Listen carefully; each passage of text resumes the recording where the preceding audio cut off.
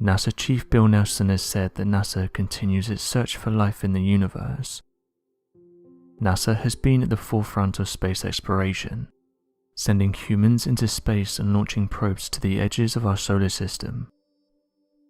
Each year we learn new things about the universe that we live in, helping us to better understand what could be out there. Some have said though that perhaps this whole time intelligent life has been right under our noses. Mysterious crafts have long been a hot topic, with some believing that the crafts are genuine, while others have said that they can be easily explained as everyday things like planes and military aircrafts. Ideas for what these are range from advanced crafts sent from other worlds, advanced probes that may be looking out for other life forms, or even that these things are forms of higher intelligence, and that as of right now we can't understand their workings. With that being said, Bill Nelson, who is NASA's new administrator, has said that he wants to get to the bottom of what these things are, saying that NASA will actively look for answers to try and explain what these strange crafts are. He openly said that the reports by military officials have caught the interest of scientists worldwide, and that their goal is to find an official answer for what these things are. These comments have divided people. NASA has never been open to the idea of mysterious flying crafts, actively going out of its way to shoot down any ideas that these crafts are genuine, which has frustrated those who have looked into the phenomena. But some have said this could be a good chance for the company to be more open-minded about these things, with many saying that it's clear that something is going on, noting that military pilots have been encountering these things for years now, and that it's only been in the last few years that people are starting to open up to the idea of mysterious flying crafts. Recent reports showed us that out of hundreds of reports of mysterious flying crafts that were reported by pilots, only one of these could be explained. It's due to this that people are hoping that NASA can shine a light on what these things are, and that it may usher us into a new era where we become more open-minded. Those who are heavily invested in the topic though have said it's a good sign that a high-up NASA official has acknowledged that these things are being reported, and said that hopefully we can get an answer in the near future. What many people may not be aware of is that government officials have long been interested in mysterious crafts. In fact, there's hundreds of thousands of documents detailing this, and showing that top officials have tried to explain what these things are. Many of these documents go into detail about strange objects that have been seen by officials, and that have also been seen above military sites, places where everyday crafts can't get into. It's for this reason that some have speculated that these crafts don't belong to us, noting that restricted airspace is difficult to get into, yet these objects seem to have the ability to just appear inside them, and then vanish within the blink of an eye. It's certainly no secret that government officials have been interested in them, but yet 80 years later we still seem to be no closer to understanding what these things are, where they're coming from, and how they're able to travel at the speeds they do. One interesting document reads as follows. This memorandum is in response to project number 661207, submitted by name redacted, requesting that redacted perform a photo analysis of the photographs imaging an alleged unidentified flying object. The photograph for this project was supplied by the Aerial Phenomena Office of FTD, located at Wright-Patterson's Air Force Base. The photographic package included 3 photo enlargements of the UFO, and 1 photo enlargement of a helicopter. The latter was supposedly taken at approximately the same time, and from approximately the same camera station as were the UFO photographs. The image quality of these 4 prints were less than optimum, and were considered poor for mensural and photo analysis. These 4 enlarged photographs were copied and reproduced from a second-generation negative, and attachments 1 and 2 were supposedly printed in full formats with an approximate 4 by 6 inch format. The original photograph was taken with a Polaroid Swinger. These original prints were not available for photo analysis. This greatly hampered the analysis, and prevented any hopes of establishing meaningful answers.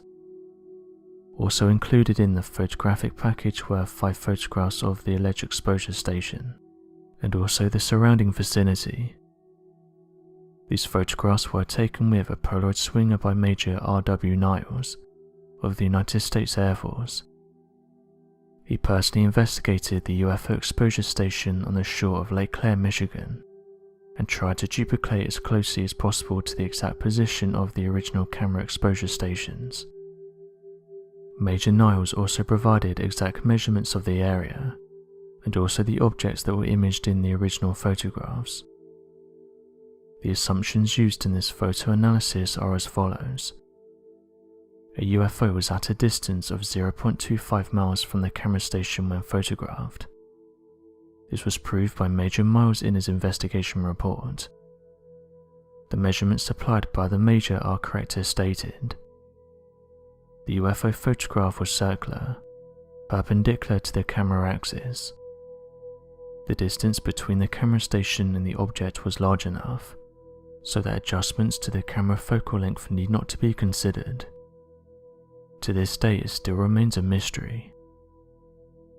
It's hard to get information from a lot of these reports, as many of these documents look like this, meaning that vital information has been blacked out on purpose.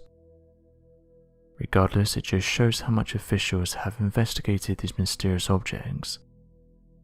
There's hundreds of thousands of these documents that detail these things coming into close contact with high-up military personnel, all of which never seem to be able to fully explain what it was that they encountered. Satellite imagery helps us to explore hard-to-reach places, including that of oceans, jungles, and snowy regions. One place of interest is that of Antarctica. Scientists and researchers have made countless discoveries in this region, helping them to better understand its environment and the mysterious life forms that call this place home. Some might think that after centuries of technological advancements, we would have finally begun to understand the planet we live on and the impact that we have on it. This couldn't be further from the case, and while at times it seems that this may be true, just when we think we know as much as we can, a discovery will turn our knowledge on its head and make us realize that despite the wealth of information out there, there is still so much that we don't yet know. Although in recent years various interesting discoveries have been made in Antarctica, which I'll touch on shortly, it's perhaps the more mysterious ones that grab people's attention. For years now, people have claimed that Antarctica is home to many mysteries, including secret bases, mysterious archaeological discoveries, and advanced crafts. As of right now, governments and scientists have said there's no proof that mysterious crafts have been found here, and although that may be the case, it hasn't stopped people from finding strange things in the Antarctic ice, one of the most recent ones being that of a strange structure that allegedly appeared, with another object that's dividing people, with some saying that it's a secret base, while others have said it appears to be an unidentified flying object, and that you can see that it's casting a shadow. The first object is this one, and it was posted online not too long ago, and shows what looks like a boomerang-shaped structure on top of the ice. Theories for what this is range from a secret base to an archaeological artifact that's now visible due to melting ice. Some theorists believe that advanced ancient civilizations may have reached Antarctica in the past, and due to melting ice and glaciers there may be countless archaeological artifacts waiting to be found. They point to these strange-looking structures as evidence of this theory, and even go on to say that some of these areas that show these mysterious artifacts sometimes get blacked out, proving that they don't want people knowing about these discoveries. The reason why some people don't think these are normal research bases is because they suddenly show up, and that before this there was no sign of them. As with most of these discoveries though, we have limited information and photographs to go by, so what these depict is up for debate. Another discovery that caused various ideas to be put forward is this one. Someone posted this video online showing what looks like either a small building or a flying craft, saying that they couldn't explain what it was and wondered if anyone had seen anything similar. As mentioned earlier, theories for what this thing is range from a small research station to an unidentified flying object.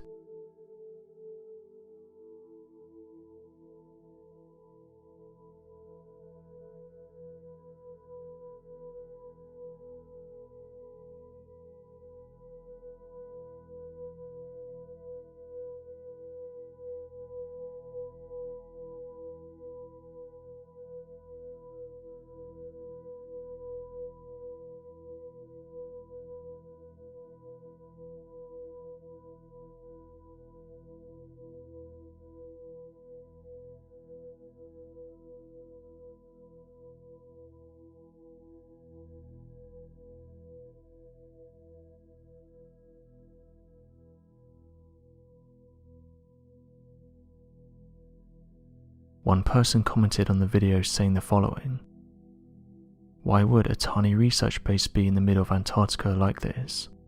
Could it be a weather station?" While another person said the following: "I know that some people are saying that it looks like a building, but to me both of the objects appear to be hovering, as you can see both of them casting a shadow on the ground. I'm not saying that these are unidentified flying objects, but it does look like they're flying. I've seen similar looking structures in Antarctica, and no one seems to know where these things come from. Same as the other structure, people can't agree on what this thing is, leaving some to believe that perhaps there are secret bases or objects in Antarctica that we're not being told about.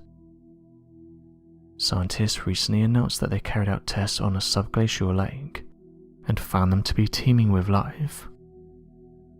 Antarctica is known for being a place where life does not flourish. Although creatures such as penguins, seals and krill do inhabit the icy continent, most of these species do not live there all year round and migrate elsewhere to escape the brutal winter.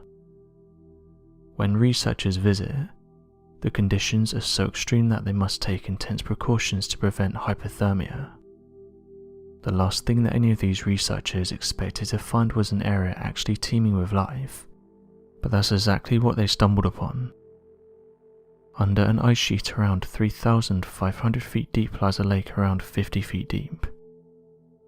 Researchers interested in studying this lake used drills and hot water to break through the layer of ice, and they took 15 gallons of water samples and a sediment core over 15 feet long from the dark waters below.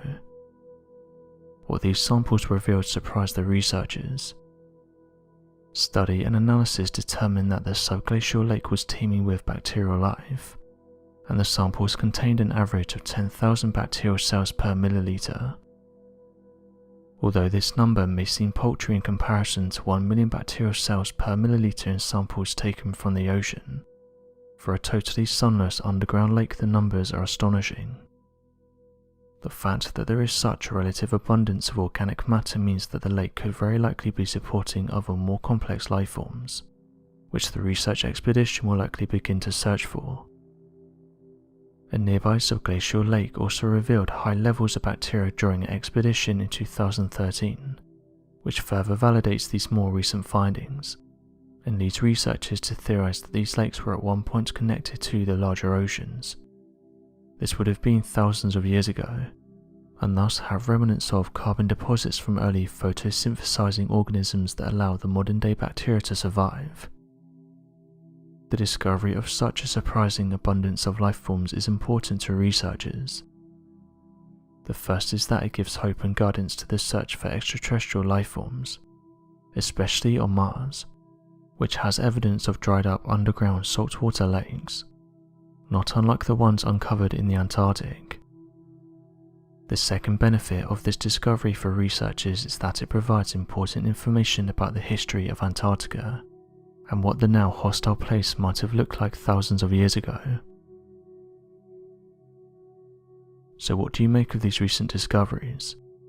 Be sure to leave your questions and answers in the comment section below, and help us to grow this community while working to solve these unexplained mysteries. Thank you for watching, and don't forget to subscribe for more videos.